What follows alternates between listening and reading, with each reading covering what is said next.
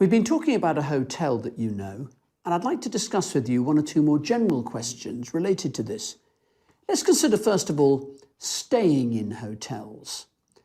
Well, what are the sorts of things that are important when people are choosing a hotel? Oh, several things.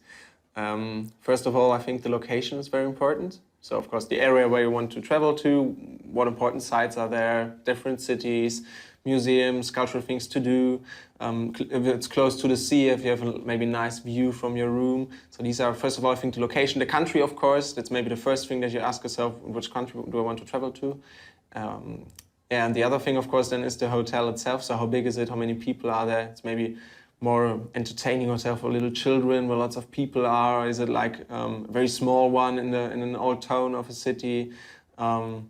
And why do you think is it that some people just don't like staying in hotels? Because it's maybe a bit unpersonal.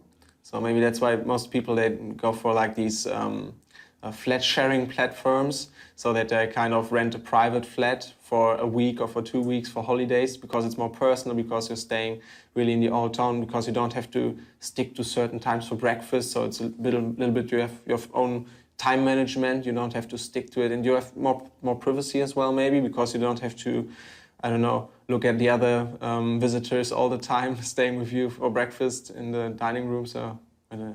And thinking more about luxury hotels, do you think that staying in a luxury hotel is a waste of money? Depends on the hotel and where it is. So if you have like a luxury hotel in the middle of nowhere, of course, I would consider that as waste of money.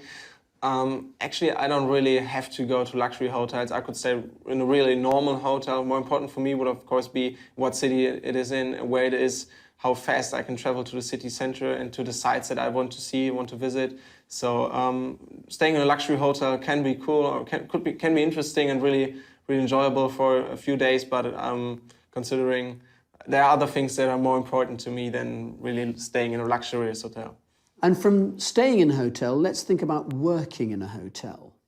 Do you think that working in a hotel is a good career for life? A completely different topic. Depends on the job that you do there. So if you're, for example, a manager there in a really big hotel with lots of people staying there, could of course promote and push or improve your career. So when you really have to deal with a lot of people, really have to manage, have a good overview over the whole hotel, I think that is really good thing to learn multitasking there. The other thing is if you're, for example, a cook. So if you're really in a small hotel where you can really work on, so in a 5-star hotel or 4-star hotel, you can really deliver good food that the customers appreciate. So really you can concentrate on the quality of the food, create something new, create something special, of course.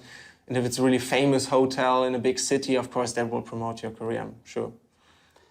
And after that, do you think that working in a hotel, in a really big hotel, whether it's luxury or not, is a very different experience to working in a small hotel?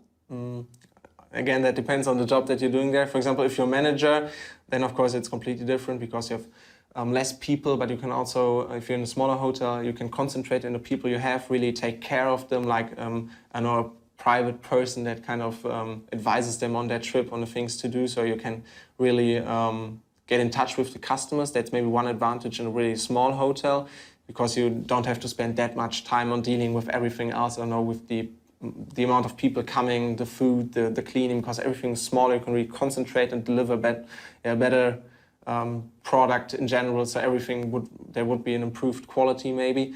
And in a really big hotel, you then have to deal with lots of people, and I think that's very, very different, because you can't really get in touch with them.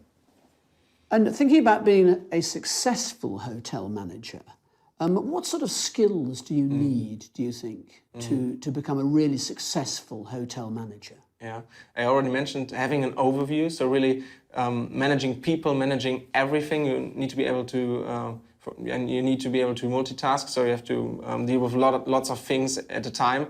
So how many people are coming, how many are leaving, what's the staff doing? So the people that you have to give the tasks to, other tasks. Okay, how do they interact with each other? Is everything working? Other people staying? Do they have a room? Is the room free? Is the room cleaned? What food do we offer in the next weeks? What do we have to buy for that? The social activities maybe that the hotel offers. So there are lots of things that you have to keep in mind at a time. I think that's really the most difficult thing, and that's really the skill that you need when you're a manager. Thank you very much. That is the end of the speaking test. Okay, thank you.